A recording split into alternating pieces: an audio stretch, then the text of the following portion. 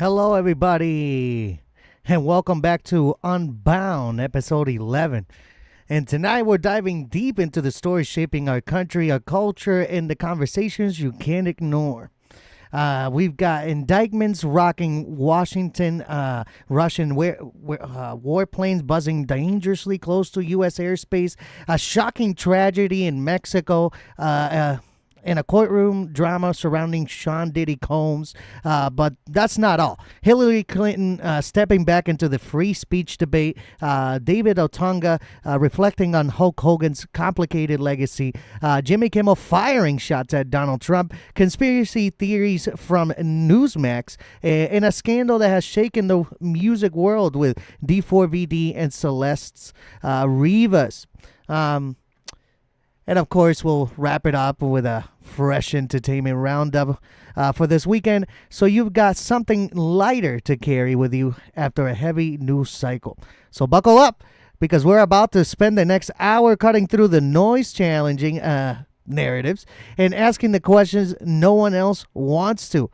First and foremost, I would like to say hello, my co-host Revelation and special guest, the Prophet. Hello. What's going on? How you guys doing tonight? Same as yesterday. Same as yesterday. Living. That's good to hear. That is good to hear. I had a fantastic day looking up information, and we're gonna dive into. Seems we got someone else. I think we got somebody else in. Yes, is it Lords? Yeah. Lords, welcome. How you doing tonight? Good. We just started. Welcome. You didn't tell me you were starting. Yeah, I thought you were in there. Now we gotta do the programming all over the beginning. You want me to restart the show? Nah, you're good. We already had to start once. Restart. We were having technical difficulties with Streamlab OBS, but we're up and running again. Good. Yeah, I had a productive day trying to find the best information as possible. Actually, we had some breaking news coming up with a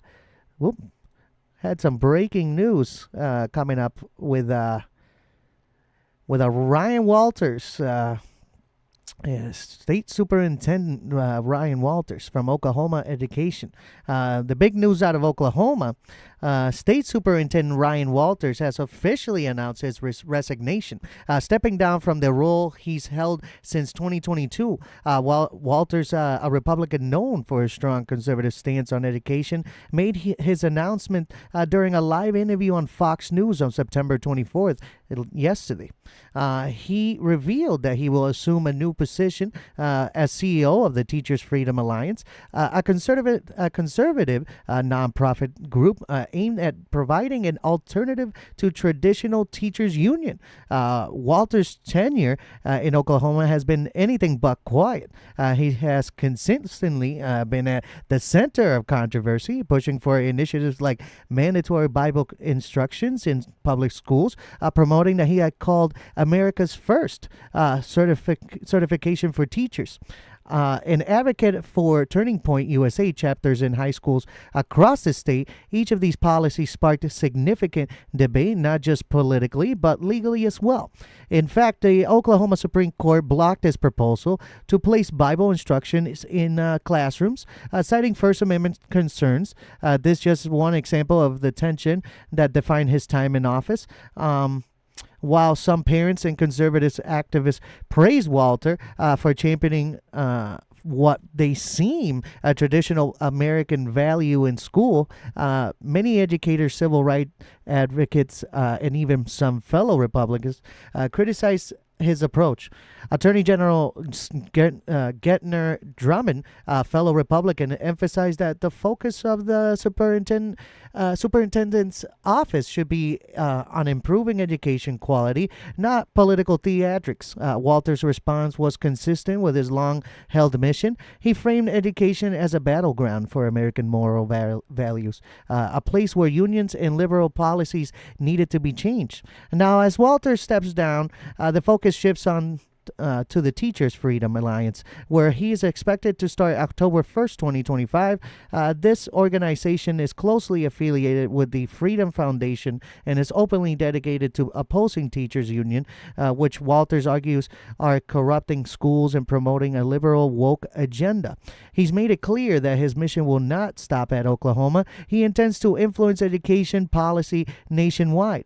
This includes introducing Turning Point USA chapters in high schools, aiming to instill conservative principles and what he describes as a moral, upright American values among students. Walter rhetoric has been aggressive, calling for dismantling of teachers' union, and framing his efforts as a fight for the ideological direction of education in America. Public reaction to his resignation has been mixed. Supporters see him as a brave figure willing to challenge the status quo and push conservative ideals into the classroom. Critics, however, argue that his policies have politicized education, undermining public schools and creating division among teachers, parents, and students. As well. His departure leaves Oklahoma with an uncertain future in education leadership. Governor Kevin Stitt will need to appoint a new superintendent to serve the remainder of Walter's term, which ends in January 2027. The choice of successor will likely indicate whether Oklahoma continues along the path Walter sets or moves towards a more traditional, less political driven approach. Looking at the broader picture here, Walter's new role could have national ramifications by leading the Teachers Freedom Alliance. He aims to replicate his Oklahoma strategies on a larger scale, potentially influencing school policy and education debates across the United States. This raises critical questions. Will his strategies gain traction among teachers and parents nationwide? Will unions push back effectively? And what long-term impact will his approach have on ideological direction of American education? So what do you guys think so far on that? Teacher union needs to stay. Yes. Although working in a union, some unions can create complacency with laziness. Yeah. There's a lot of people that shouldn't be working that are shielded from being fired. And you got that right.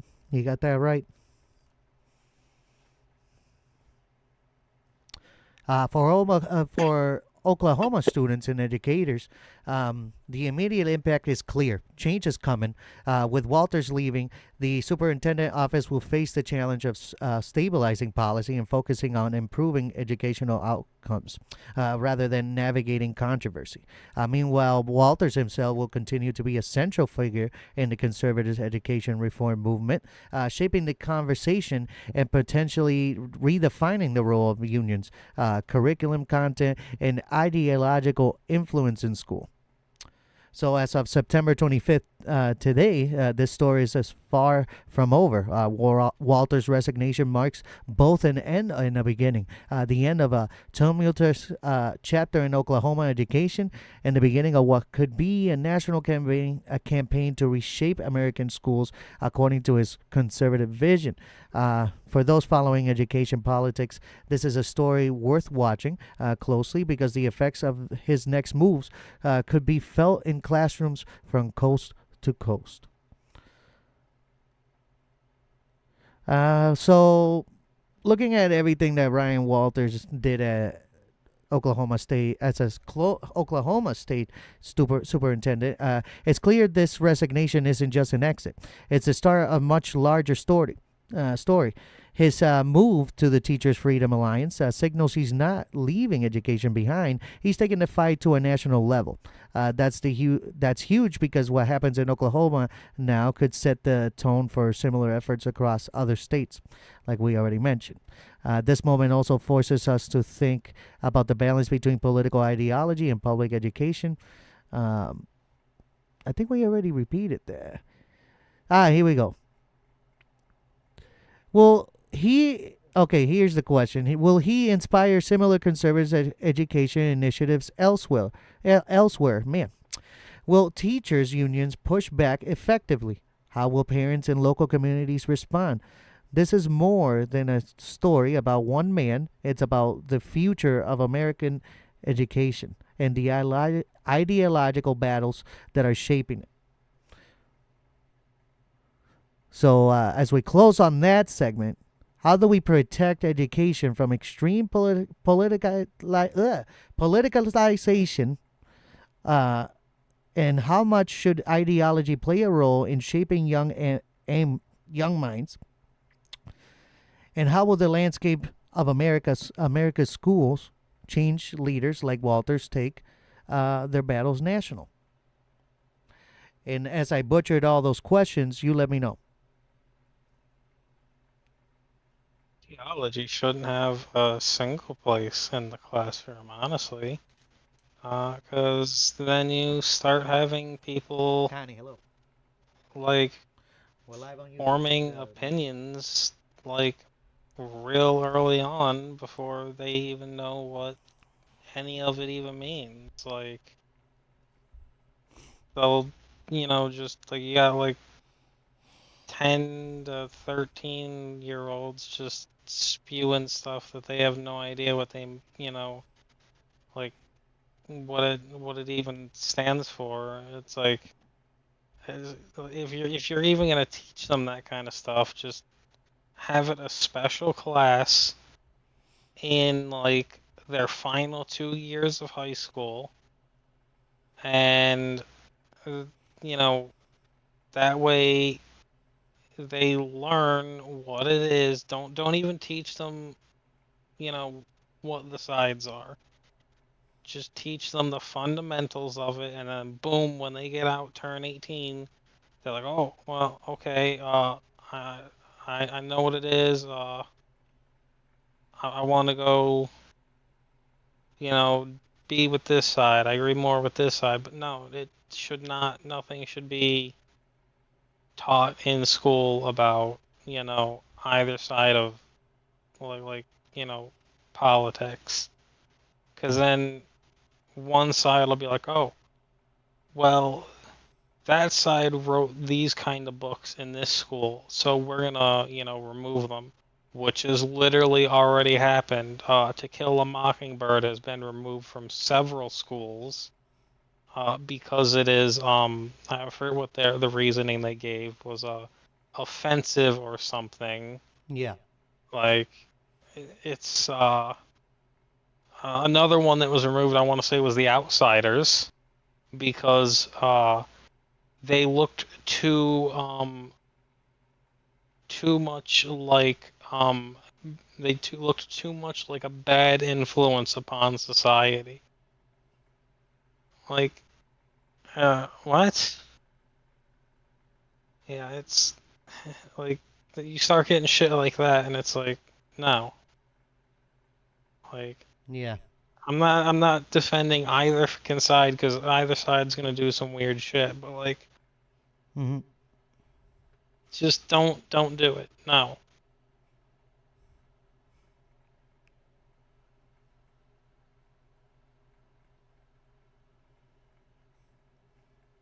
Anything else? Any other points? Not for me. All right. With Oklahoma's education landscape in flux and Walters moving to a national stage, it's clear that the leadership and accountability are on everyone's mind. Whether in schools or in government. Speaking of accountability, our first segment today dives straight into of the biggest headlines making waves this week. James Comey, right? James Comey, the former FBI director, has been indicted by the federal authorities. Move that supporters are calling mission accomplished for President Trump. Let's break down what happened and why it matters, and what this could mean for the political landscape moving forward. All right. Let's get right into the storm here. James Comey, former FBI director indicted by federal prosecutors. Yes, you heard that right. Comey, the man who stood at the center of some of the most consequential political firestorms of the last decade, is now facing 2 counts, making false statements and obstruction. Now let's rewind. Comey was the guy who made the infamous decision in 2016 to publicly announce the reopening of Hillary Clinton's email investigation just days before the election.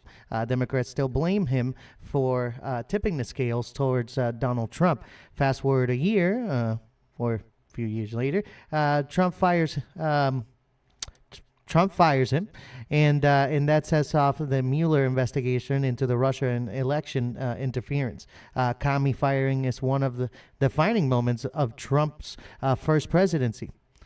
Did he fire him in the first or second? I'm just trying to make sure here. James I'm not Comey. entirely sure. Like I kind of lost track. I do know he was fired though. I know he was fired, yeah. And now he's the one under indictment. The charges stem from his 2020 testimony before Congress, where allegedly denied authorization a confidential source tied to the Russian probe. Prosecutors are arguing he lied under oath, obstructed justice, and misled the public. If convicted, he could face years behind bars. Now, let's not sugarcoat this, right? Politically, this is a bombshell. Trump has been calling for this moment for years. He's been saying Comey should be prosecuted, that he weaponized the FBI against him, and now Trump's supporters are calling his Mission Impossible moment. They're celebrating like this is justice finally served. But let's think critically, because while one side sees accountability, the other side sees pure political revenge. Is this about justice, or is this about Trump settling a score? That's the question. So ask yourselves that, and leave me a comment about it. What do you think so far about that? 100% know that if the regular person were to do that, like, we would not get 1 fucking year in jail. Like, that would be life. Yep. And a man commits basically almost treason, and he just gets a year in prison. I think it's probably some cushy, like, federal prison with a tennis court, a juice bar, and round-the-clock surveillance. Like, fuck out of here. Like, come on now. Like, giving secrets to the Russians and all sorts of that, like, no, that's, no. No. Well, let's keep going with it, because there's more questions here. And here's the dangerous precedent. If every new administration turns around and prosecutes previous administration officials, what happens to the idea of stable governance? Do we become a nation where politics doesn't stop on election day, but instead continues in courtrooms, indictments, and retributions? Imagine a pendulum swinging back and forth. Today it's Comey. Tomorrow it could be someone in Trump's own cabinet if the Democrats take over. But they won't take over. We already know that it's all red. But, that's a cycle that doesn't build trust in institutions. It tears them down, So here's a discussion. I'll leave you with this. Is Comey indictment a sign of long overdue accountability, or the opening chapter of a dangerous psychopolitical warfare through the courts? You let me know in the comments, and you let me know what you guys think.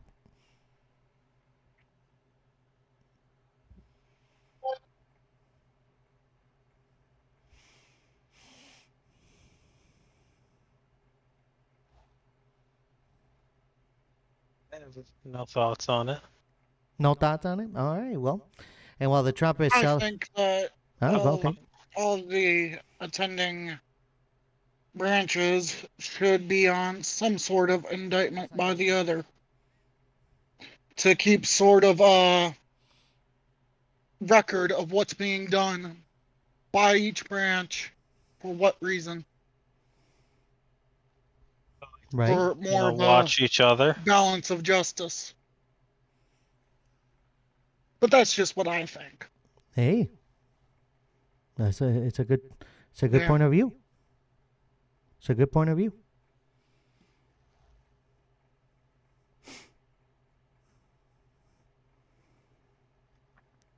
Anything else? Anything else? This one you're gonna like, but let me finish this off here. And while Trump is celebrating this legal win, America's military is staring down a very different kind of threat abroad. Russian warplanes testing our defenses near Alaska. Let's unpack of what that means. Now, while Alaska's skies are getting trampled by warplanes, because while Washington is drowning in indictments and political warfare, and the military is keeping an eye on something a lot more immediate, Yeah. which I bet it's Venezuela. Just this week, the U.S. fighter jets were scrambled after Russian bombers and surveillance aircraft entered the Alaskan Air Force defense identification zone area. Not once, but multiple times, the U.S. says that planes didn't enter Serbian airspace, but make no mistake, this was no incident. This is Moscow testing our readiness. Think about timing. Russia's bogged down in Ukraine, facing sanctions and struggling economically. So what do? They poke at the United States, pushing boundaries without technically crossing the line. It's a game of brinkmanship. The U.S. military intercepted the planes, escorted them out, and downplayed it publicly. But let's not kid ourselves. Every time this happens, the risk of miscalculations skyrockets. One wrong move, one pilot pushing it too far, and suddenly we're in an international crisis. And here's the bigger picture. Russia isn't just flexing muscle. They're sending a message. They're telling the world we're still here, we're still powerful, and we can reach the doorstep of the United States whenever we want. It's intimidation, plain and simple. Now, President Trump has been vocal about wanting strong ties with Moscow, but incidents like this put his administration in a tight spot. Does he downplay it to keep the diplomatic door open, or does he lean into toughness and risk escalating tension? What do you think? It's like not the first time and not the last time that Russia has, gone near Alaska and tried to probe. So it's just them trying to be the biggest, have the biggest dick on the block. And it always is gonna fail. They fly things close, we scramble planes. They get intercepted. We tell them, I guess it comes down to we'll win, but at what cost? Facts.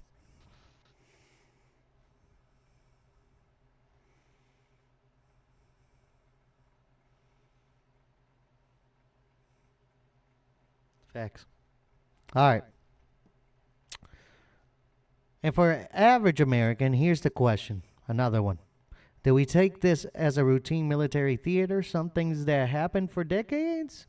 Or do we recognize it as a signal that the U.S.-Russia tension are far from cooling off?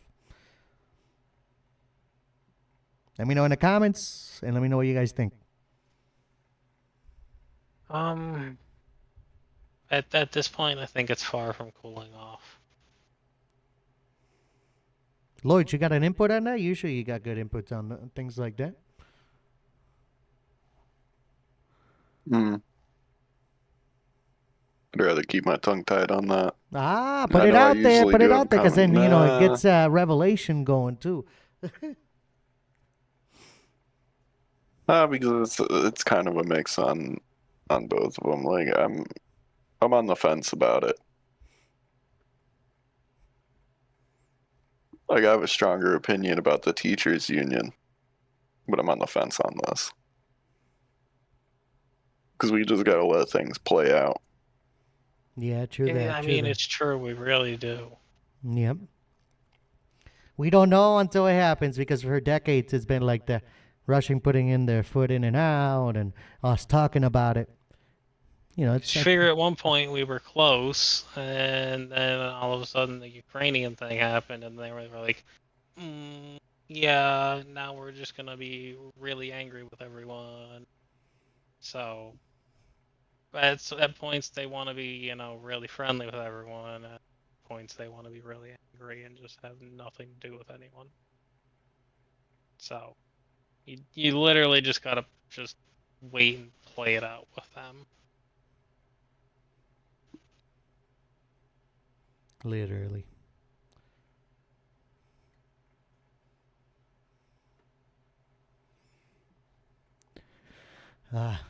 What's up? We're also live on TikTok. What's up, McGuire?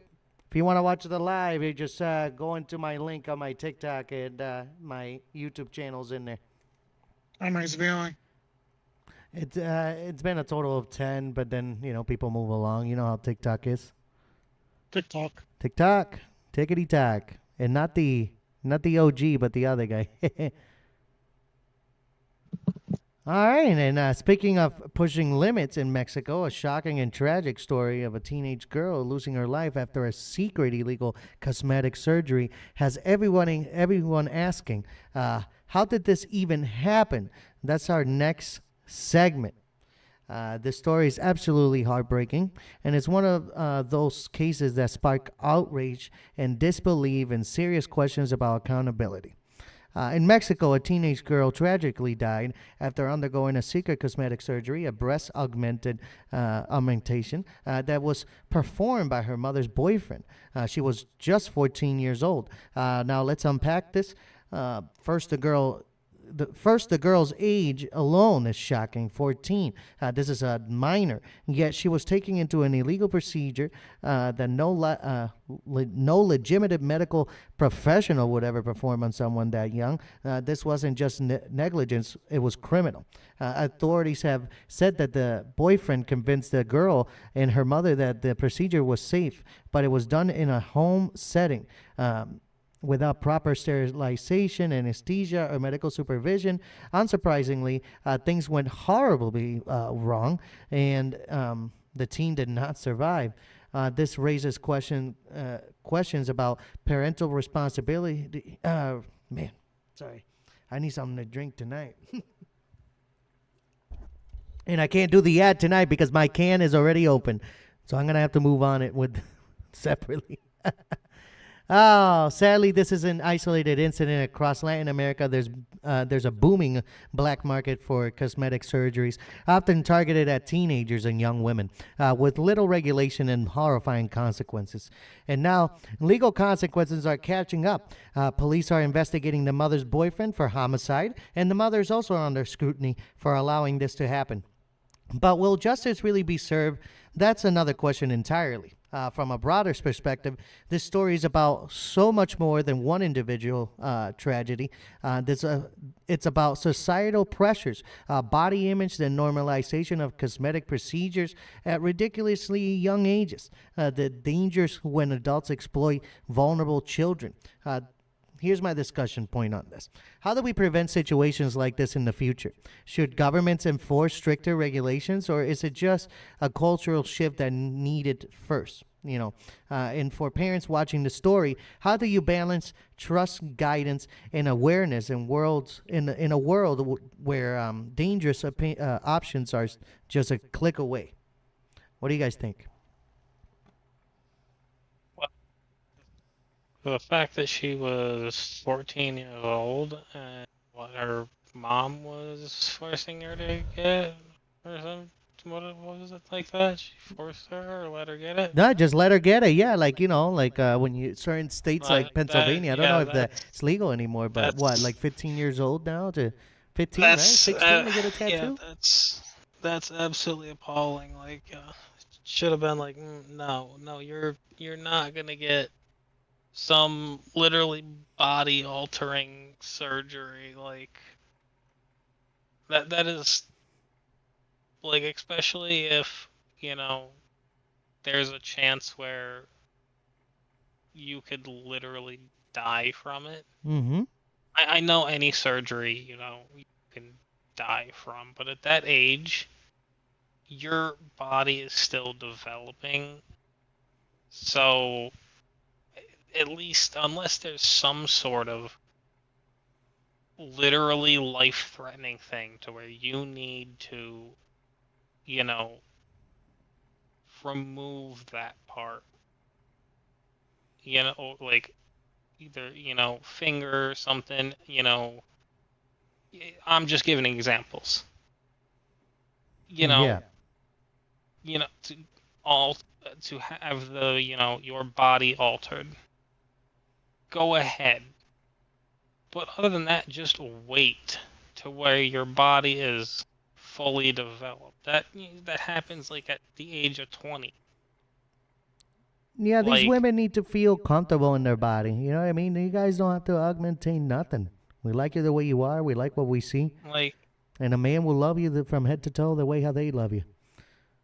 like it's it's not, I mean, not even women. Like it's just dangerous as hell. Like that's just insane. Like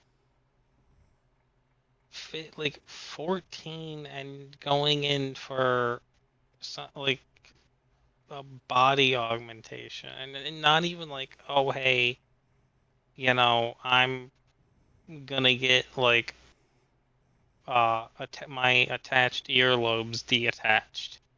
No, it fucking a massive body augmentation surgery. Like it's just crazy. It is crazy.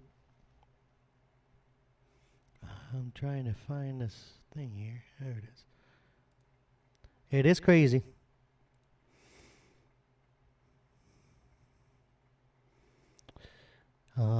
Any other thing on that before we move along to the next one?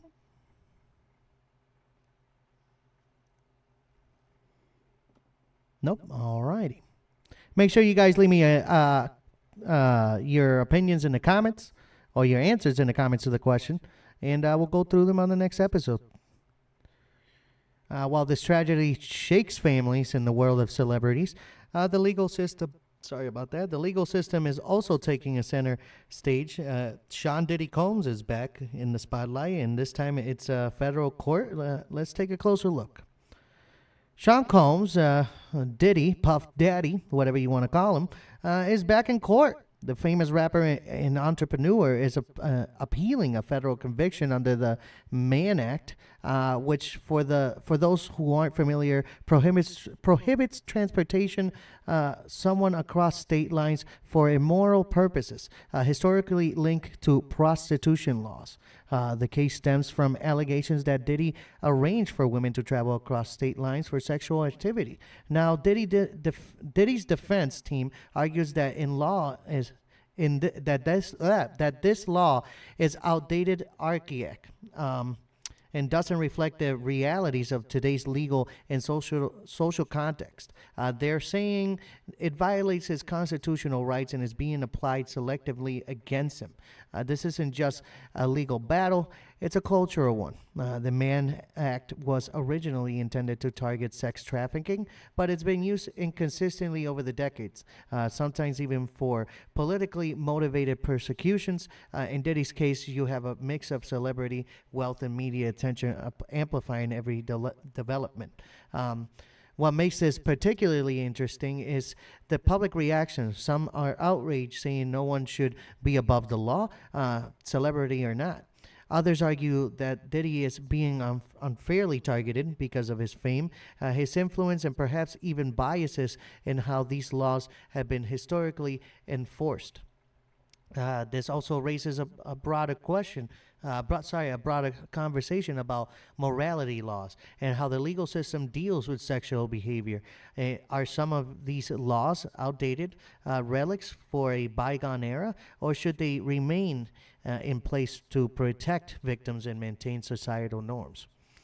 But here's another discussion point. Is this truly a legal fight against an outdated law, or is Diddy's leverage fame and resources to avoid accountability? And what does this case tell us about how the justice system treats celebrities compared to an average person? What do you guys think? And let me know in the comment section as well.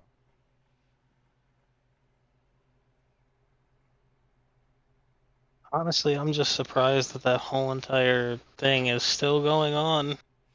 Like, you would have thought that, Puff Glizzy's whole trial would have been done with by now. And he would have been locked up and thrown away. Yeah, I thought that's how it was going to go too, but you already know. That's not how it went. No, he probably knows people, Yeah, that knows people that know people and know people. who probably, participated in his baby oil. The baby oil. Yeah. Brought to you by Baby Oil. Johnson & Johnson. For your family needs. Dude. Okay, sorry, got carried away. Yeah, we don't know anything about, your brand baby oil there. If you work at that place.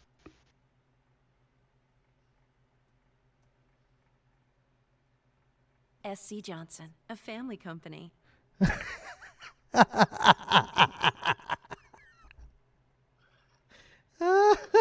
Did you hear that?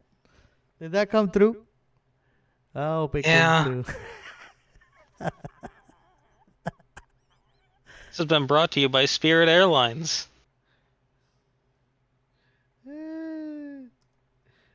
They're not a sponsor. We got to be careful. We got to say they're really not a sponsor because, they'll be like, oh, they sponsored us. You know what that means? We gotta get our our that's whatever it's called. Brought to you. That's why you say brought to you, not sponsored by.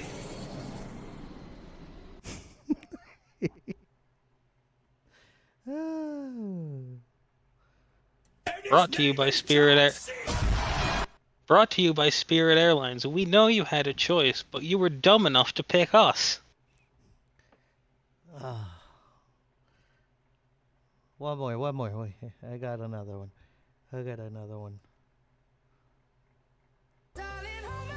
Nothing beats a Jet2 holiday. Holiday. And right now, you can save £50 per person. That's £200 off for a family of 4.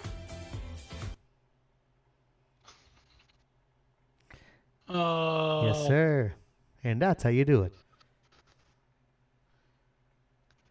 God, I hate that one so much. You hate that one? Do you know how many times I've heard that one? I get it. Well, moving along. And speaking of high profile,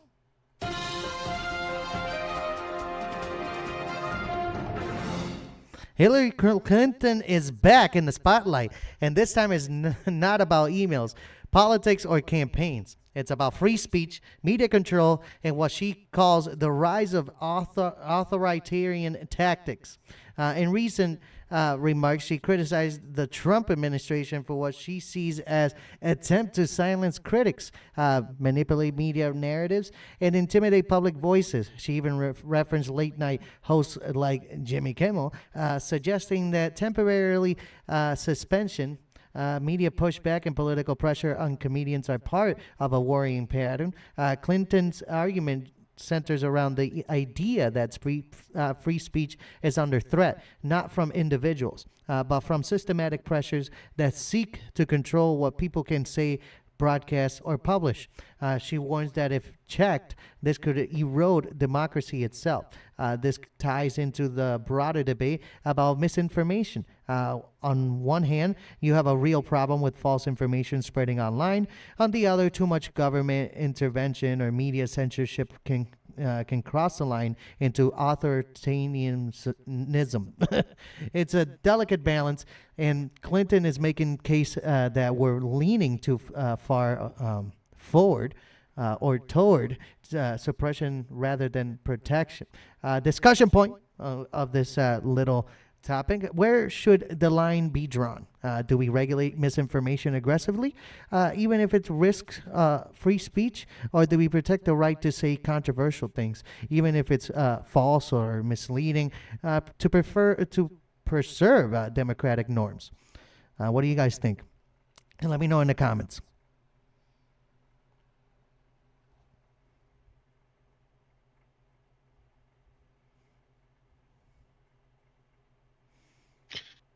Feels like Hillary is in the news again. In the news again. Relevancy. The relevancy. That's what it is. I feel like she's just trying to get her 15 minutes of fame before she lets somebody get suicided in the back of the head. Whoa. Hey, Don't say the S word here. Oh, unalived. Oh. No, you know, she's gonna say this. I love the young people. That's what she's saying, and that's what she's trying to stay relevant. Cause she I love the young people. Yeah. She hasn't been able to snap into a Slim Jim in a while. So she's got to get her 15 minutes of fame so that she can, you know, get a few Slim Jims to snap into. No, on a serious note, like she realizes she's not relevant, so she's got to, you know, just say some random shit to start, you know, being relevant again for a little bit. Just like every washed up celebrity. Like, they'll take the most recent controversy and be like, herder, me like, chicken nugget, potato french fry, and they'll get like 15 minutes of fucking fame and people will forget them about, like, for, you know, for like another 10 years. And then another controversy will, you know, come up and they'll say another stupid thing. 15 minutes, rinse, repeat. Like, that's how it works. And then one day they'll just, you know, unalive permanently. Then a huge funeral will happen, and everyone's like, oh my god, I didn't realize so-and-so passed away. It's exactly how it works. Like, they literally have perfected that shit. Want a break from the ads? Hell yeah, I do. But I'm not paying for ad blocker. Or VPN. Adblock is free. No, Hush. that was. Don't tell them that. This was me doing that. Want a break I know, from I was the replying ads? to Grant.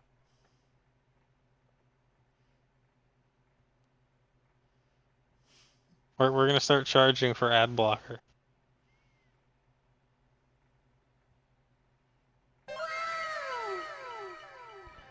We're gonna, you know, make our own, you know, ad blocker service and people are gonna have to pay for it. 50 cents per subscription. It's gonna, and then $1 for, you know, ad blocker and premium. It's gonna come with like little, you know, like sounds when you know, activate it.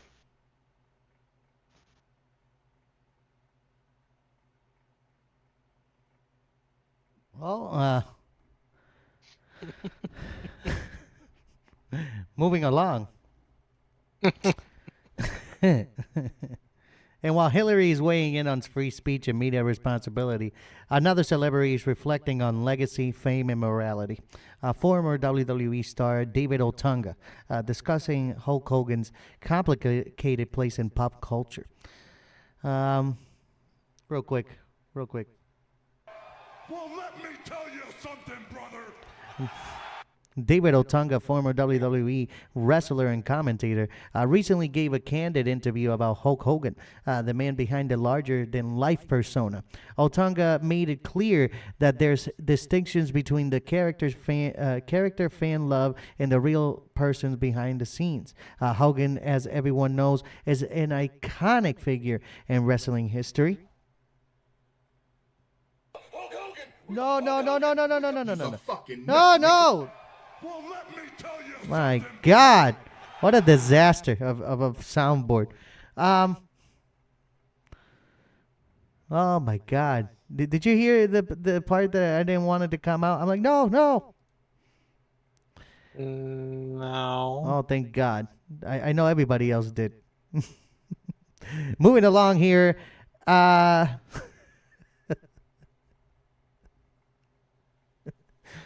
its legacy has been complicated by scandals, legal battles, and personal controversies. Otunga emphasized that while the character of Hulk Hogan entertained millions, the actions of the man don't always align with the public image. This raises an interest question. Can we separate an art from the artist? Or in this case, the performer from the persona? For decades, Hulk Hogan has been a hero to wrestling fans, a cultural icon, and even a symbol of perseverance and charisma. But his personal life has been riddled with controversies, including lawsuits, leaked tapes, and personal disputes that tarnish his reputation. Altanga's commentary highlights a broader cultural debate. Do we judge celebrities solely by their work, or should their personal choices and moral failures factor into how we perceive them?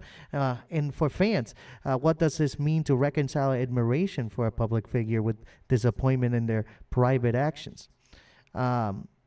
Let me add a few more discussion points to that. Is it fair to separate the man from the legend, or does fame come with unavoidable responsibility for personal conduct?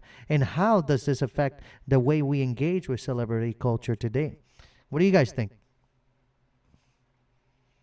Again, I think Otunga is just trying to smear, like, Hogan, even like, cause how long has Hogan been dead? A few months, 4, And maybe 2. Otunga has just now decides to come out and say this. Like, I understand what he's trying to say, basically, and what he's hinting at. Like, come on, we all know what he's hinting at. Yeah. But you're now gonna come out and say this? Like, my dude, everything like that was said, shortly after he died. Like, we all knew it. You didn't have to say it. Like, nobody's heard from you or even about you in years. The last time anyone's even thought about you was when you were part of fucking Nexus. Like, this is the first time I've even heard of him since then. Like, Otunga? yes. Like, just shut the fuck up, dude. No one cares. Just go back to what you're announcing or whatever the fuck it was. Like, stop trying to slander people. Go back to your job. Admit that you are a failed wrestler. Like, that's what, like, just suck it up.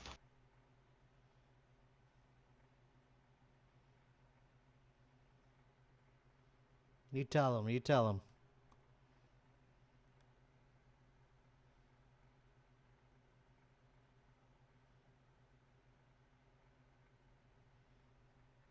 All right. Now, I wanted to say, and speaking of celebrity culture mixed with politics, our next segment dives into Jimmy Kimmel late night comedy and the latest clash with Donald Trump. You are fake news. I know. Don't you worry. I already know that. At least I don't need permission to be at the Pentagon. You are fake news. I mean, everyone does. Wrong. I mean, hell, the Taco Bell in the center of the Pentagon courtyard needs permission. You are fake news. I don't know. I'm getting told fake news. Hopefully you don't come racist at me now. I will build a great, great wall Oh my on our God. southern border, and I will have Mexico pay for that. You are fake news.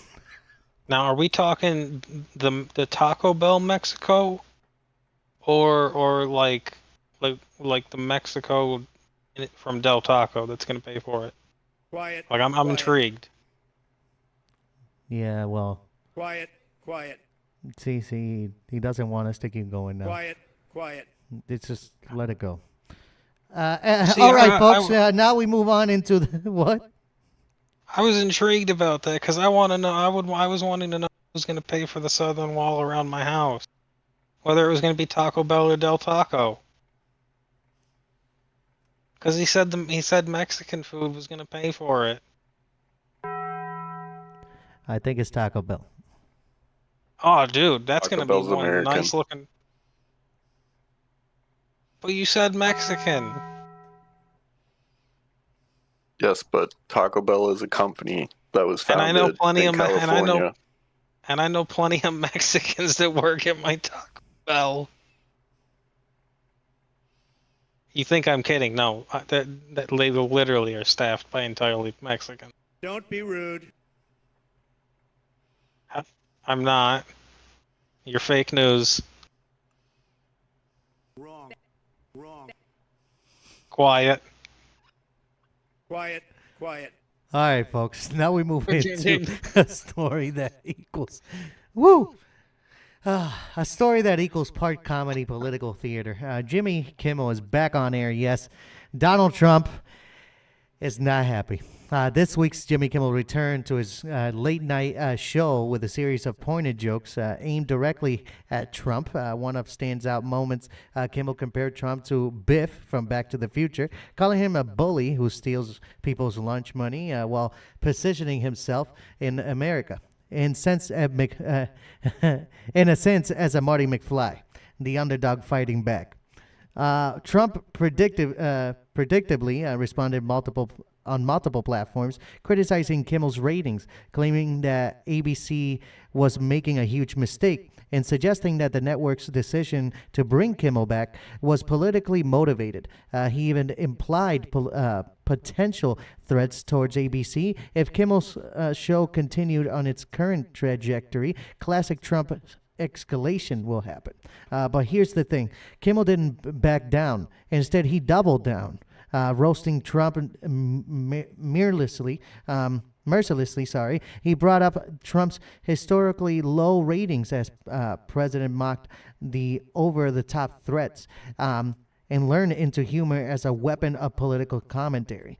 This is where entertainment meets politics in a very public, very high-stakes way. Late-night comedy has long been a space where cultural critique meets laughs, but now it's also a battlefield where president in talk shows host trade jabs with millions watching. So discussion points here. Does Kimmel's return signal a shift in late night landscape? One where comedians are now more like cultural generals, leading the charge against political figures? Or is this simple entertainment spectacle and the political impact is just minimal? What do you guys think? And let me know in the comments section. We're also going to show you a few videos of those responses last night. That's literally what he got in, almost what he got in trouble for last time. Was fucking making, pretty much making extreme political jokes that got him canned, and now he's just basically doubling down. And it's like, dude, have you not learned your lesson? You're just fucking signing your own death warrant and are about to hand it to ABC. Yeah. Don't get me wrong, I'm all for free speech and the occasional haha funny political joke. But when you are like, oh hey, it's my first day back, let me just literally target every political member and then go after the president, And then when I get called out by the president, I'm going to go even harder. It's like, dude, do you know both Disney and ABC are now looking at you and are probably saying, why did we bring him back? I bet. Because it's like, they're already losing money because of how many stations covering so many areas are not covering this, him. And they're also hearing the news from this, and they're like, oh, well, look at this. We made a pretty good decision not airing this dumbass. But the people who are watching are like, oh, well, I guess he is still doing exactly the same thing that he got in trouble for. Although I'd say probably about maybe 45% say that. Because the people who watch Jimmy Kimmel, no offense, they typically, agree with him. Because unfortunately, like I said, late night talk show hosts have unfortunately become pretty politically, biased instead of haha funny talk show host, makes funny, joke, interviews a couple guests, yada yada. It's now pretty much push a political agenda, interview a couple guests, that's it. Which sucks, because we all know why we watch talk show hosts at late night. Right. I got a few videos I want to show you guys. If you can tune in and watch it, it'll be awesome. If you can't, try to watch it later. Here's a couple things that Jimmy, on response of the ABC threats backfired. So let's see. Trying to get the audio out for you guys. Make sure you guys can hear it. One moment. I did hear from one very special friend. Moments after we taped our show last night, the Mad Red Hatter wrote, I can't believe ABC Fake News gave Jimmy Kimmel his job back. You can't believe they gave me my job back. I can't believe we gave you your job back. We're even. And there's more. The White House was told by ABC that his show was canceled. No, they weren't. Something happened between then and now because his audience is gone and his talent was never there. That I can't argue with. Shut the up. The freedom of speech is only for me. I do not interrupt the president. Why would they want someone back who does so poorly, who's not funny, and who puts the network in jeopardy by playing 99% positive Democrat garbage? Who puts the network in jeopardy? You hear that? There's the threat again. This time straight from FCC Biscuit's mouth. He goes, he says, I think we're going to test ABC out on this. Let's see how we do. Last time I went after them, they gave me $16 million. This one sounds even more lucrative. A true bunch of losers. Only Donald Trump would try to prove he wasn't threatening ABC by threatening ABC. Did you guys hear that? Yeah. Kinda. Threatening ABC as he stands there, and I don't get the logic behind Jimmy Kimmel. Like I heard what he said. Yeah, some of the things Trump shouldn't have said. Like I'm not gonna sit there and defend him. But Kimmel, I don't think understands that he's already on thin ice to begin with. Like he literally was only brought back on, For those who think I to his show because of the influence, from other people that wanted him back on because of the whole free speech thing. And like I said, the first thing he does right out of the gate is just start attacking people. Like, at least let that shit die down for like a solid 2 months. Like, any smart person knows that shit. Like, you go to rob a bank, you don't just immediately start flashing your money around and buying shit. Well, listen to Big this red one. flag. This is what he, this is the next one he said to him. Listen to this. For those who think I go too hard on Donald Trump, to the point where there are still a lot of people who think I should be pulled off the air for making fun of Donald Trump. So I want to explain. I talk about Trump more than anything because he's a bully. I don't like bullies. Donald Trump is an old-fashioned 80s movie-style bully, taking your lunch money. And if you give it to him once, he'll take it again. Two things he loves, lunch and money. He will take that peanut butter and jelly sandwich your mom cut in half like a triangle for you. He will gobble it up in front of your face, and then he'll eat your little Ziploc bag of Oreos, too. And he'll take the note your mother put in your lunchbox, and he'll read it aloud to everyone. Oh, look, Mommy loves her widow boy. And then he'll smile with a bunch of cookies in his teeth. And he'll grab you by your nipples, and he'll twist them until you have 2 holes in your Latigra shirt because your parents couldn't afford an Izod. And he'll stuff you in a locker, and he'll stomp on your trapper keeper and slam the door. That is Donald Trump. He did it at the UN yesterday. Rooting for this bully, I don't care what side you're on, it's like rooting for Biff from Back to the Future. Literally, Donald Trump was the model for Biff in Back to the Future. And this is who people are cheering for? I don't know about you, I'm with Marty McFly. For those who think I go too hard on Donald. What'd you think of that? What the fuck? Right? That was mad out of pocket. What? He's, I'm telling you, he's been blasting back, and this was just day 2. This was last night. Sounds like he's saying Trump was pretty much born, given everything, and still didn't grow from it. Yeah, listen to this one. Conspiracy theory we heard on Newsmax today. I don't think many people are. Here's a fun little conspiracy theory we heard on Newsmax today. I don't think many people are going to watch, and if I've said it once, I've said it a million times. The only reason that Jimmy Kimmel got his show back is because he has so much dirt on everyone in the industry. I think people are scared to go against him. I mean, this is from like all my sources in the industry. Like, you don't say no to Jimmy because he will find a way to get you back. That is 100% true, by the way. You mess with me, you will never be heard from again. Ask Matt Damon, you remember him? Here's a fun little conspiracy theory we heard on. Oh my God, he's fucking clapping back at everybody. Like, look at the one. Let me see, which one is the best one? Was it that one? Yeah, it's this one. Watch this. Watch this. It's him talking about Donald Trump in the UN. Watch this. Trump escalated this minor incident bigly today. He put up a 357-word post calling for whoever was responsible for it to be arrested. And it was thinking, it reminded me of something. It seemed kind of familiar to me.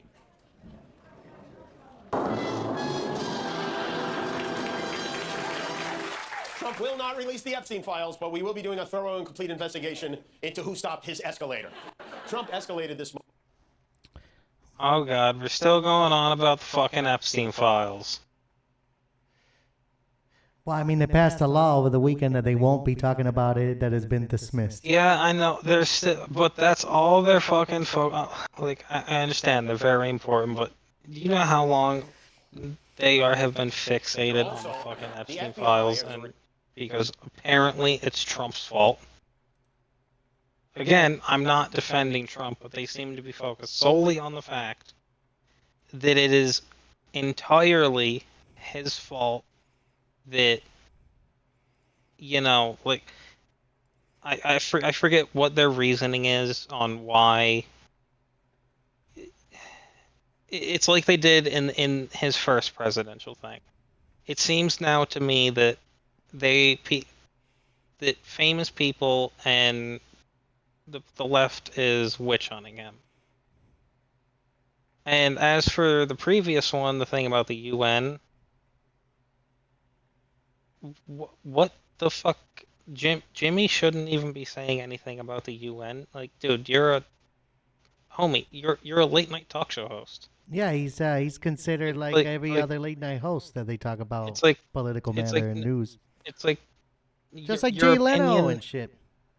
It's like, okay, cool. There was an escalator thing about like, okay, what does like what?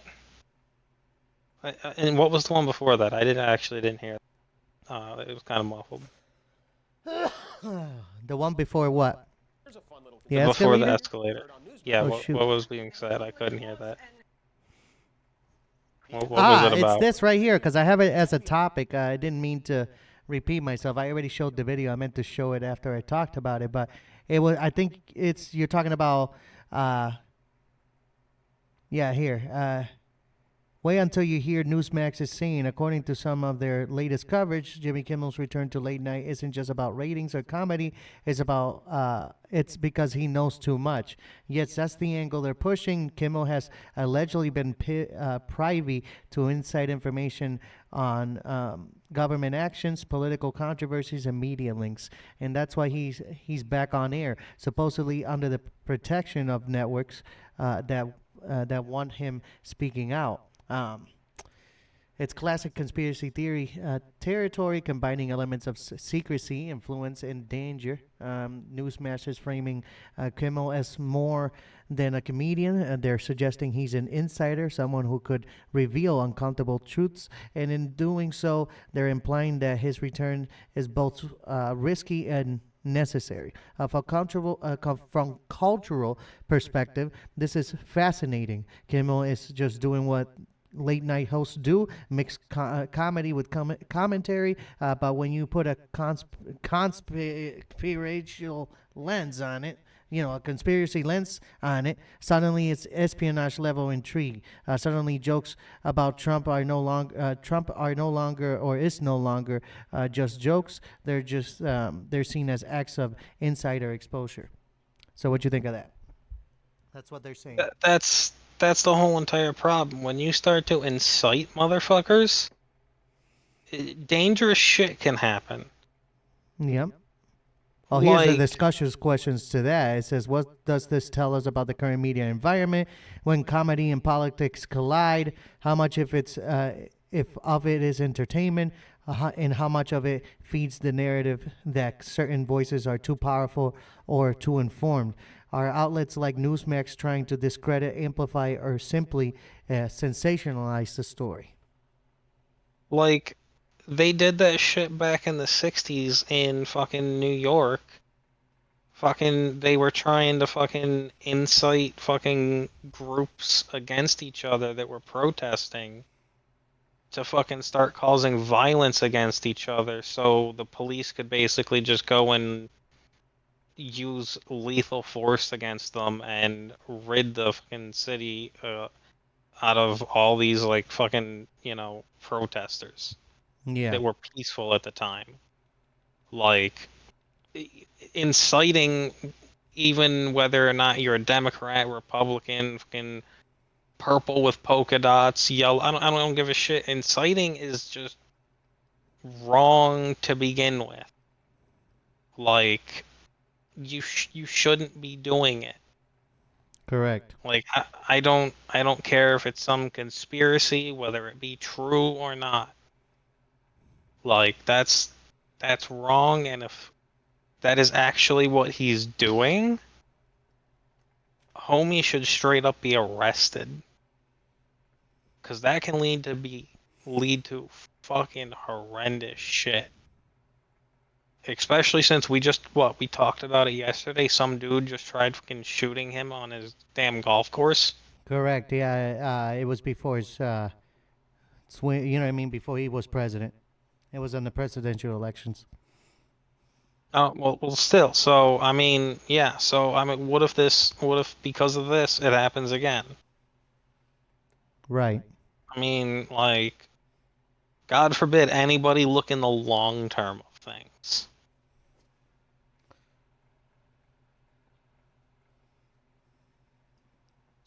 Anyways, I'm done with, my whole TED talk on that one. Okay. Before we move into this, into this bad segment on some bigger news about D4VD's, alleged killing of Celeste Rivas, I'm on a show every Monday at 12:30. It's called Producer Mike Presents. The show is called The Movement. I'm trying to pull it up here, have it ready for you guys so you guys can see it, so you know how to find it. There it is. I'm on a show called The Movement. It's a afternoon show on Mondays. We talk about NFL picks, worldwide cameras around the world. So we show you different places in the world. We usually try to also gather information on any high-speed chases that happens within the time that we're live, because usually something happens like that every time over where producer Mike is. A lot of high-speed chases over there in Nevada and California and those places over there in the West Coast. We're in the East Coast. And we also try to plan trips to NFL games, maybe trips that you guys want to go to, like Puerto Rico or Virgin Islands or any places, Hawaii. It doesn't matter. If you want that, we can get you that information. Yeah, we can do a bunch of. The show is about everything and anything, but those are the main topics that we do. We stay away from political matter. It's mostly just about hanging out and checking out the world, see how it is. But yeah, that's that. Let me show you real quick the website to get to it. All right, ladies and gentlemen. There we go. So this is it. Producer Mike presents in the Jessup Show Legacy. When you're looking for it, the Jessup Show Legacy is a show that was comedian Jessup, Steve Jessup, that was on the show. He recently retired earlier this year, and the show has been over. But you can catch us for about 5 years, almost 5 years of episodes are in here. I promise you that you will enjoy it. A lot of shorts, a lot of videos, a lot of cool stuff here. If you know who Mike Merrifield is, the comedian, he's also was part of the show. Without him, the show would have not been nothing to where it became at the end, because it was just it was Mike Merrifield and Steve Jessup that ran the show. So yeah. With Mike Merrifield, you can catch all his comedy albums on Pandora, on Spotify, also on Sirius XM. He has about 4 albums on Sirius XM because he recorded them there for its stand-up. So check him out, Mike Merrifield. Right now, I think he's on tour with Rob Schneider out in Nevada, if I'm not mistaken.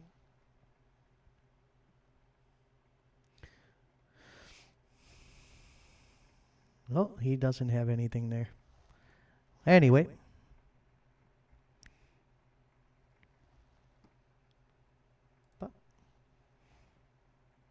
Moving along, well, on the topic we were moving forward to.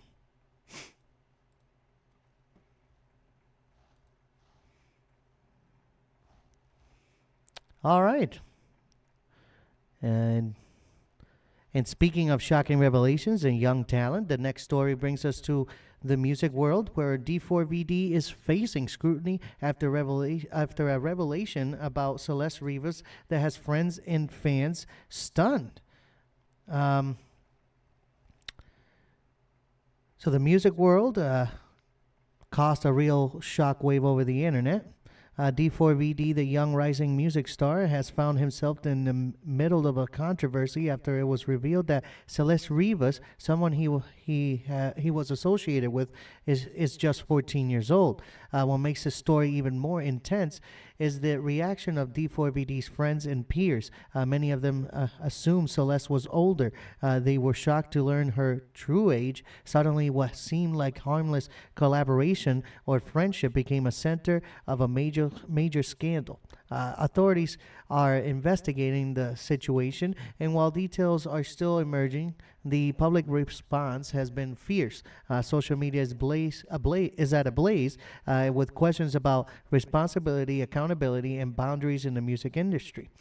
This incident opens up bigger conversations about how young talent is approached, how boundaries are enforced, and how adults in positions of influence need to be vigilant.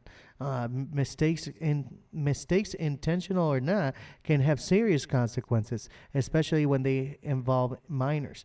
So, discussion point: what safeguards should exist in the music and entertainment industries to prevent situations like this? How do we balance mentorship, collaboration, and protection of young talent? And for fans, how do you separate the art from the surrounding controversy?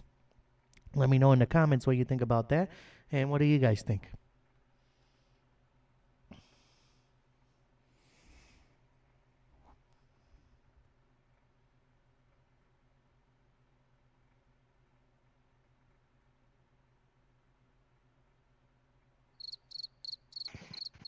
That's always been a difficult thing to negotiate. Yeah. Ever since the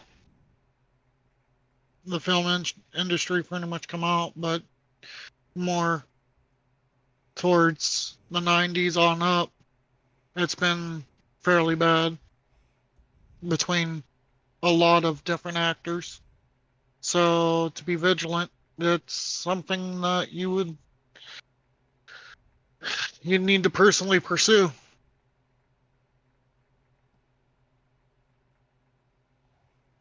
You hear that, everybody?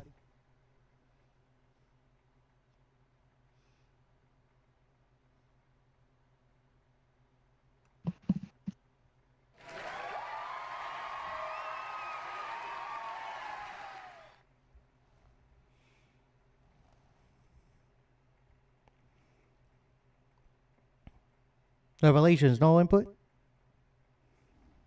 Not really. I mean, I honestly can't think of an answer for this one. It's going to be a trending topic for months to come. Probably figure something out by then. Yeah, that's a fact. Well, let's move it along then, huh?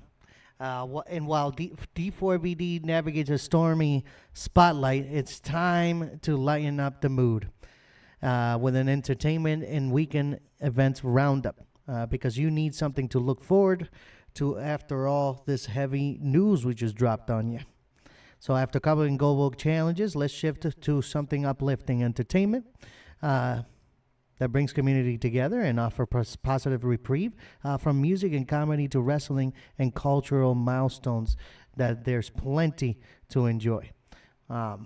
We got in Houston this weekend, we got Ana Gabriel concert on the 27th, the iconic Latin singer performing classic hits and new music for fans. Fort Lauderdale is going to have WWE NXT this Saturday as well. High-energy wrestling matches with surprises and storylines culminating in a weekend spectacle. In Brooklyn, we also got NBA YoungBoy Tour stop at Barclays Center, blending live energy, fan interaction, and chart-topping hits. Then we also got the Riyadh Comedy Festival, September 26th to October 9th. International comedy stars performing, showcasing humor from around the world and promoting cultural exchange. Yeah, so that's that. I don't know. Do you guys know anything else that's happening this weekend? Not this weekend, no. No? Anything on your area, Don, that's exciting happening this weekend? Any concerts, any famous people, meet and greets, anything?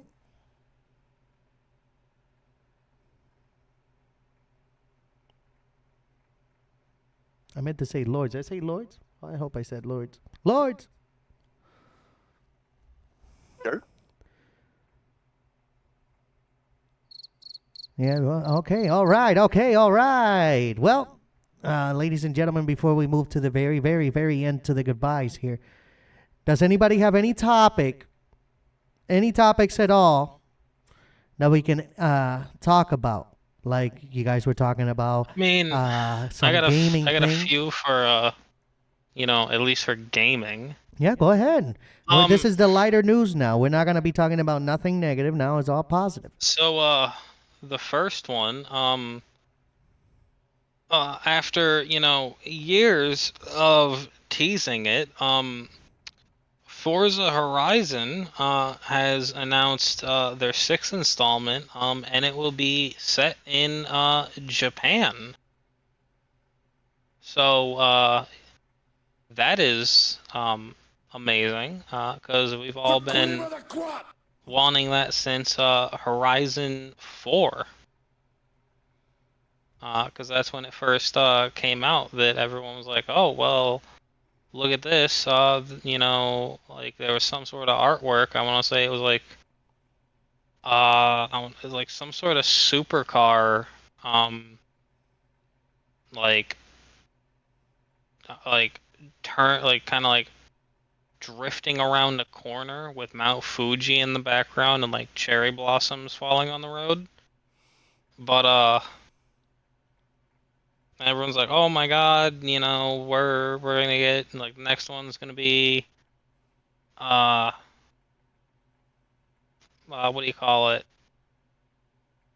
Like Horizon 5 is gonna be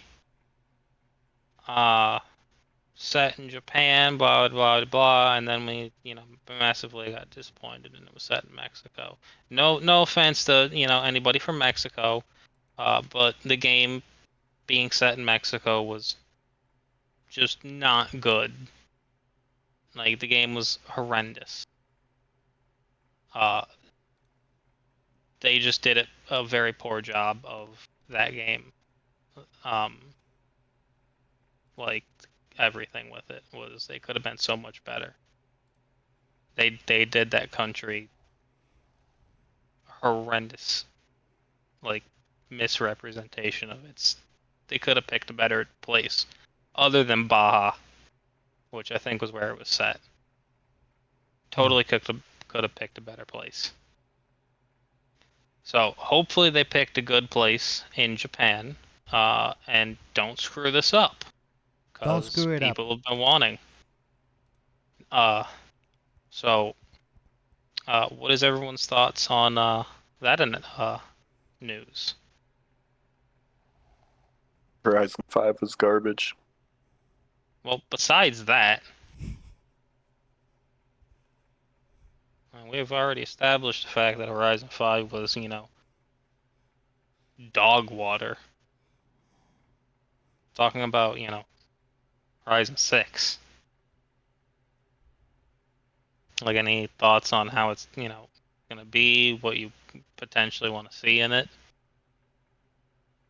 Yeah, guys, come on. I'll have more thoughts on it when there's a beta. They're all the same game, just different spots. But Horizon 5 was literally 2 steps backwards. Yeah. Especially for party play. Yeah, it truly was. But for the next one that I have, and final one, I want to say it's Hitman Absolution or whatever the most whatever one they redid currently.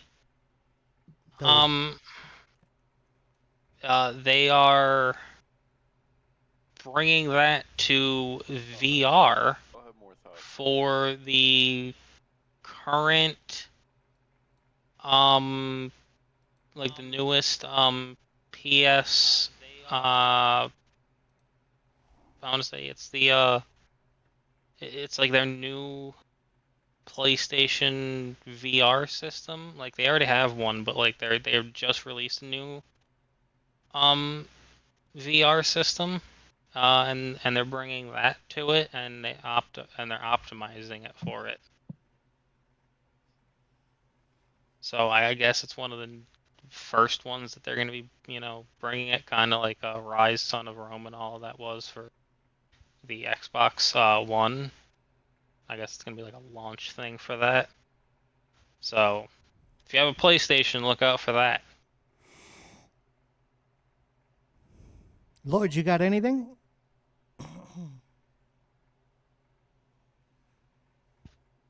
Technology, any updates on anything prior?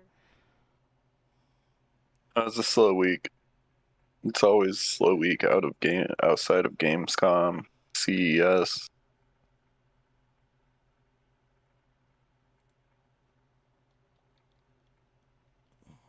You know what it's not a slow week for? A joke.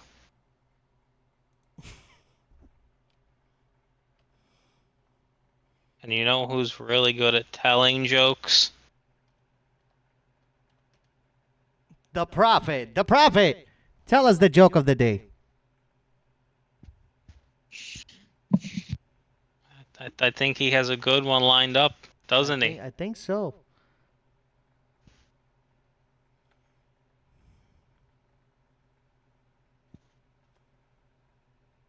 Hello? Can you hear me? Can you hear me now? Yeah. Yeah, we Okay, can I hear muted you. myself. Oh, shit. You know what Ready, that ready to tell us that means? absolutely wonderful joke that you mentioned to us? Nope. May it burn in hell. Oh. Man, you were just teasing us, weren't you? Yeah. You didn't let me get it out yesterday. How the people know the build-up is real. Smoke weed every day. But what if they want to hear it today? Okay. Then I will tell you a story. A story written about a bear. You know what? Fuck the story. I don't feel like saying it because I don't think I can get it out. Well, on the next episode, we'll catch you with the joke of the bear. How about that? Does that work? The bear. Yeah, I guess. The I bear. guess. We could. Or we could do it now. I don't know. Well, I'll or we try could do to it stumble now. through it. I'll try to stumble through it. No, don't. Hold on. If you. Nah, you gotta give him the good version. You gotta give him the good version. Yeah, Can't Prophet. You gotta stumble give him the through good the good version. So it sounds killer. Alright. Well, let's talk about the bear. Hold on. I gotta cough this out real quick.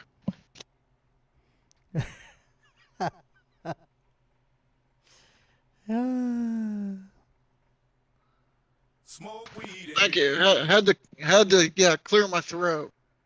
Sure. Okay, so a bunch of military branches came together and had an argument about who was the best military branch in the world. So they put together a test. The test is about how well these branches do going into the woods and reporting on a bear. The first branch was the Special Forces, who said the bear has been blown out of proportion. The second branch to go is the Navy SEALs, who said the bear has drowned. Thirdly to go was the Rangers. They had this to say: the bear is in an undisclosed location. Fourth was the CIA, which had this to say: we cannot confirm or deny the presence of a bear. Lastly, the Spetsnaz had their turn. They said this: bear is myth. Meanwhile, they're training the bear to take shots of vodka, ride a unicycle, and carry orders. Moral of the story: it's just all conspiracy.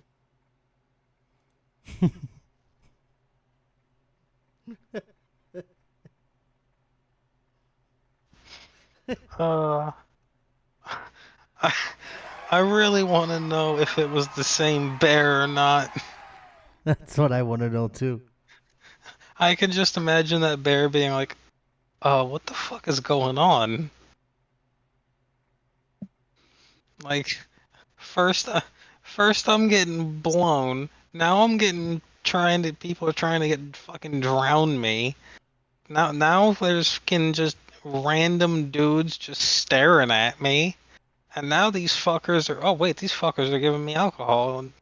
Wait, why are they trying to make me ride a unicycle? So that's the story of the bear. That is the story of the bear.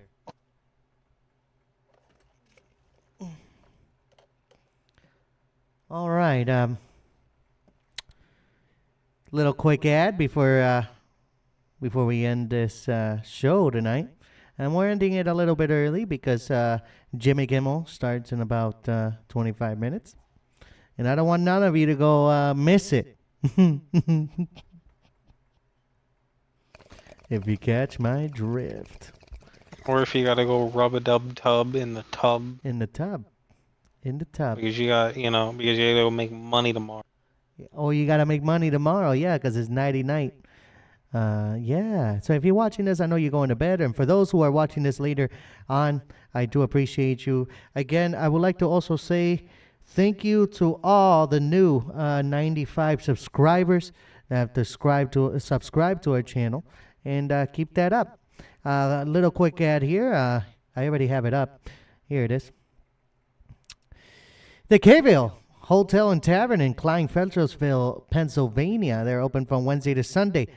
4 to 9 Wednesday, 4 to 9 Thursday, 4 to 10 Friday, Saturday 12 to 10, and Sunday 12 to 8.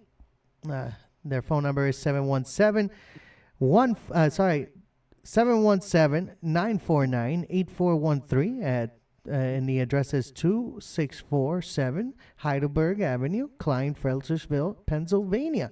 Make sure to contact them if you want some reservations, and Seth and Jamie will take care of you very well.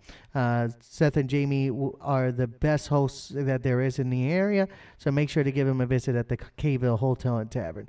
And try their peanut butter and jelly burger. You won't regret it.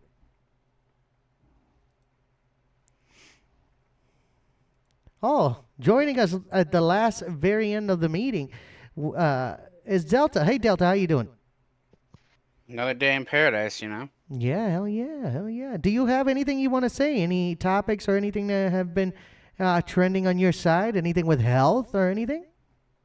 Do you know that the lost city of Atlantis is supposedly in the desert in the Sahara by the Atlas Mountains?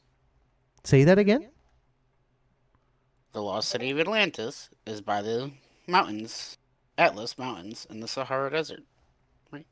Is that what they're claiming now? Yeah, it's from a satellite picture of it. You think you can share it on your screen and I can blow it up over here? Probably. Hold on. Hold on. Is there something like EMP? This is our other buddy, Delta. He always has some great input on terrestrial beings and findings of geography in the world. He just tells you to screw off. Yeah. I do not always do that. I'm very nice. What do you mean? 3 out of 5 times. I mean, I can't argue. I'm trying to find, I think, the picture of it.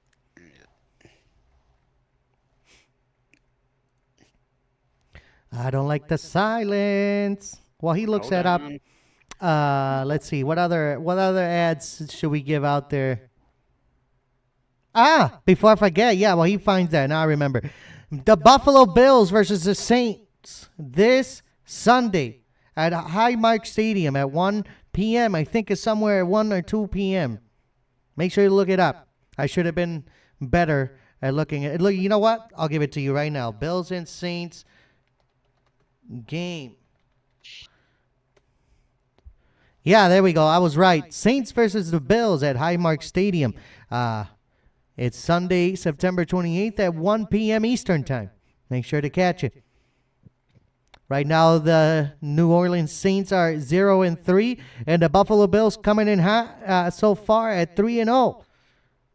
You think they will choke, or do you think they're gonna do good? We'll find out this Sunday. What do you guys think of that? Unfortunately, even though I don't like the Bills, I think they're gonna win because the Saints haven't been doing very well. Yeah, they're 0-3. Stinks as I like both the Bills and the Saints. But considering they almost lost last time, you know, it can go either way. So, I mean, we're gonna see how it plays out. And that place is called the Eye of the Sahara. You got it up? Okay, give me a second. We're opening it up. Here we go. Go ahead and speak clearly as much as you can. It's called the Eye of the Sahara. They claim this was the lost city of Atlantis. Wow. a powerful The image. Atlas Mountains are right here. And then, since the lost city of Atlantis was consecutive rings, there's 1 ring, 2 ring, 3 rings, and then the exit out to the ocean is right here. Interesting. And that's the people who have the image. Nice. Nice. Nice. Let me close you out. Boop. There we go. So they claim that's the eye of Atlantis, huh? Where Atlantis used to be? Yep. Wow. That's the theory. That's a strong theory.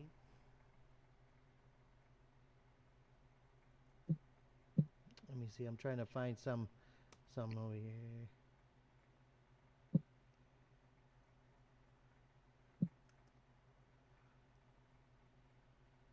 Ah, haha.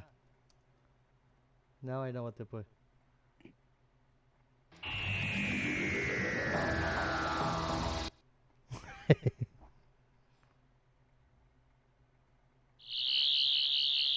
Yeah, that's it right there. That's it.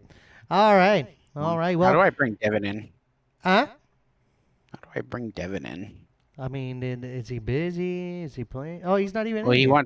he wants in, but he says he has to be brought in. But he's Tell not him to even in join here. pub. Tell him to get into the lounge. Tell him to and- join pub. Oh, yeah, I can make him join pub and then force him over, can't I? Yeah, you can push him in there, in here. Yes.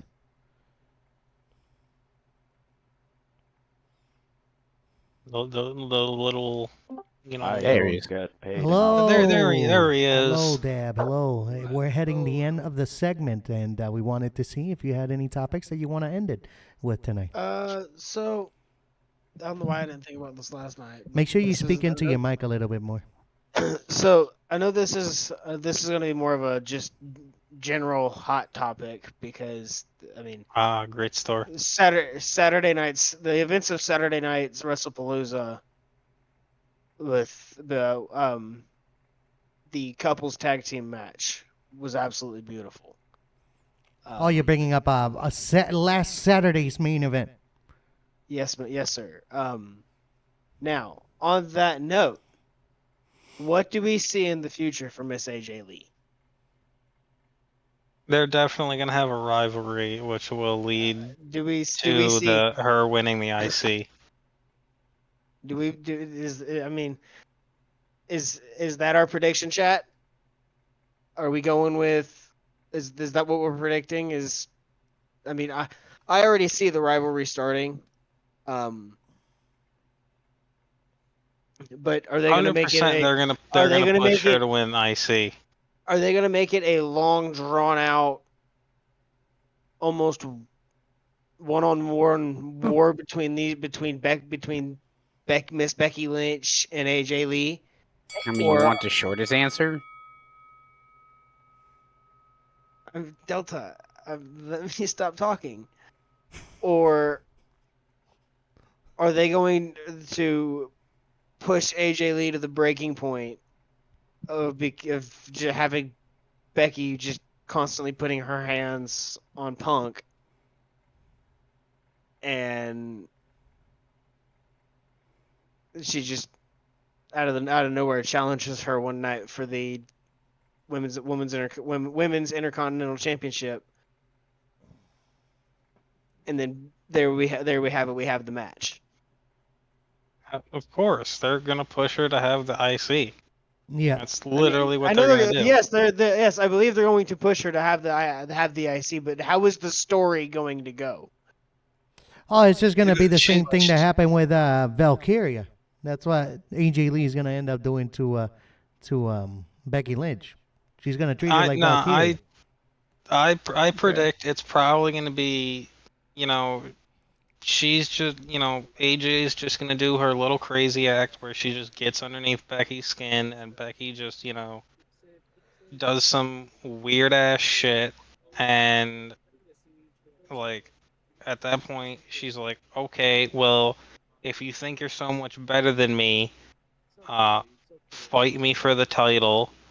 And then she that's when AJ's like, okay, that's all I wanted. And then just skips out of the ring. Like that's exactly how they're gonna play it. They're gonna play her crazy angle. Okay, I like that prediction, Grant. I do, actually. I like that. Like they have been using her crazy angle since she came back. I mean, yeah, true.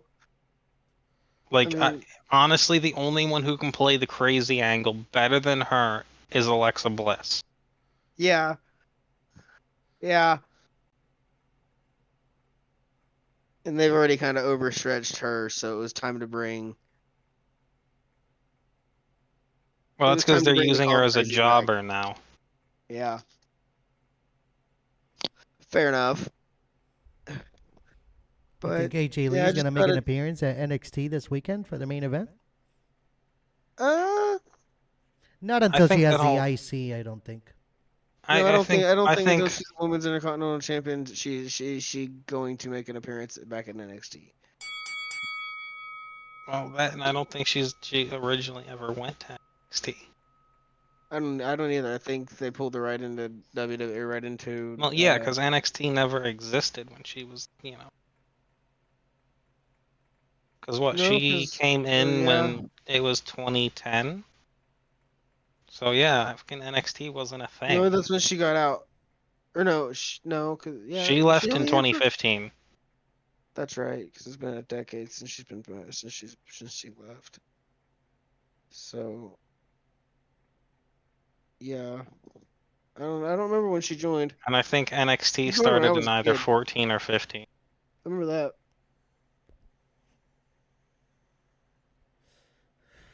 Anything else, boys? Not that I could think of. Yeah, I have no idea who you're talking about. So Conversation. Well, tomorrow, ladies and gentlemen, we should be going live earlier due to tomorrow's Friday. And you know what that means. Friday Night SmackDown at 7 Quote unquote, p.m. Eastern. should be just give a little bit of leeway. Yeah, a little bit of leeway, so we'll be on like about 5:30. Give you guys maybe like an hour and a half segment, and that's it. And if anything pops up, I know maybe one of you guys can come in with me later in the night, and we can run maybe a quick 25-minute rundown on breaking make news. sure to grab your foods before it starts. Indeed. Let's see here. Where's my thing? But on that note, the quote of the day is if you have a bag of cookies, you can either choose to raw dog them and eat them real crunchy, or you can be a man of culture, get yourself a nice cold glass of milk, and dunk them in there. Now, I highly recommend when you do that, hold them in there for about 3 to 5 seconds so they're nice and soggy, and then you just bloop them, right in your mouth, and then just cookies and milk, just like a true American. what if you're lactose intolerant? The gene pool didn't like you.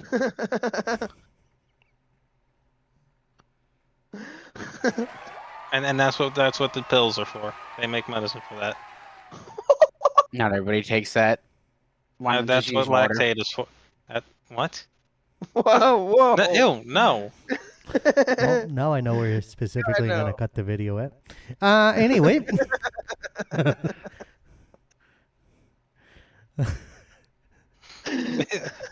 Using water? Bro, that's like using water for cereal. What? I mean, I know people that have done that. Yeah, it's like when you don't have any milk or the milk's gone bad or you can't afford milk. Which, I mean, I've done before because I've been in those situations. But I've never done the water thing. I just, reached my hand in and started eating cereal. All right, okay. I'm not using milk or water. You just stuck your hand, you put your cereal in a bowl, put water in it, and then just used your hand to eat it? No, that's not what I said. I stuck it in the bag and started eating it like it was a fucking bag of potato chips.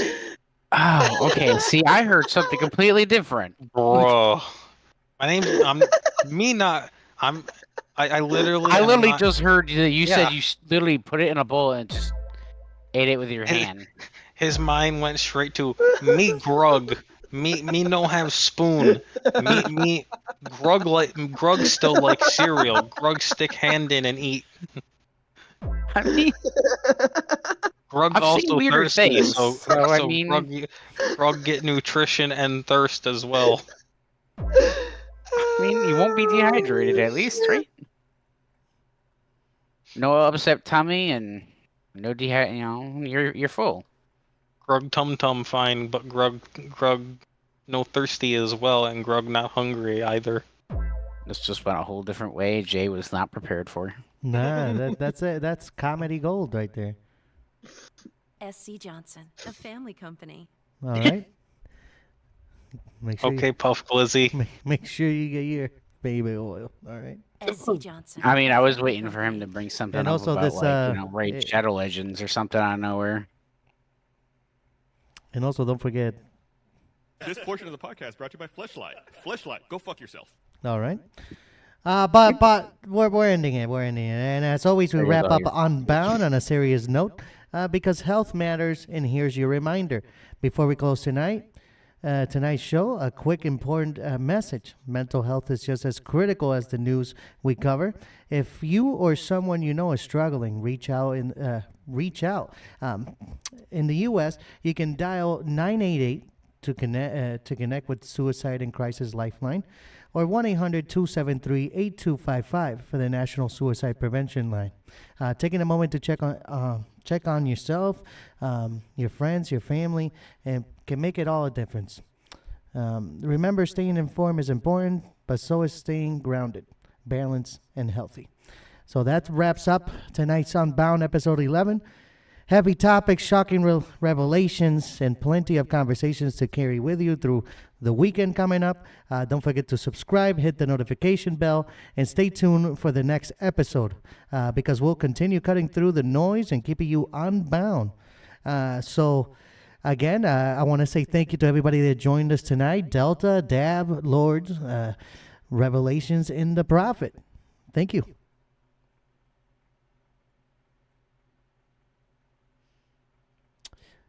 Until next time, stay informed, stay safe, and stay unbound.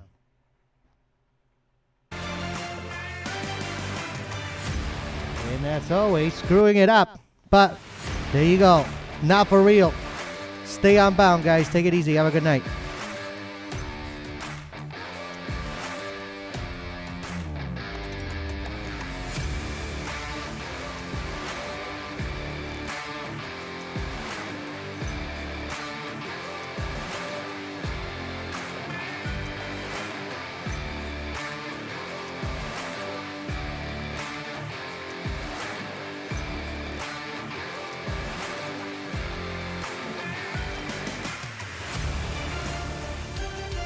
Shout out to the Jessup Podcast.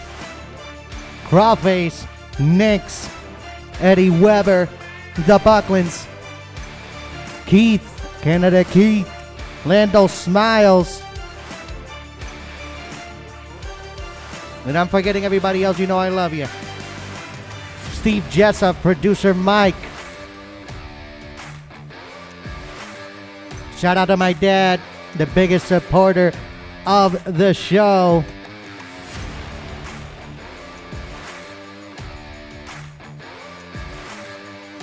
Shout out to the people of Puerto Rico watching the show lately. Thank you so much. Thank you for your support. Los quiero, lo amo. Muchas gracias.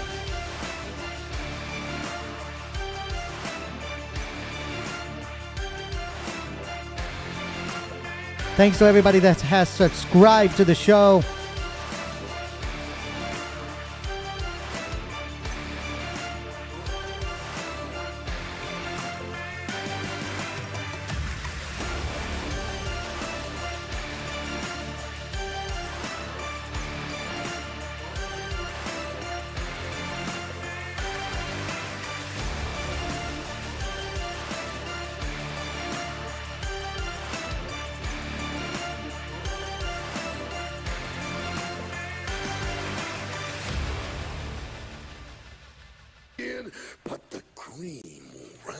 to the top, oh yeah.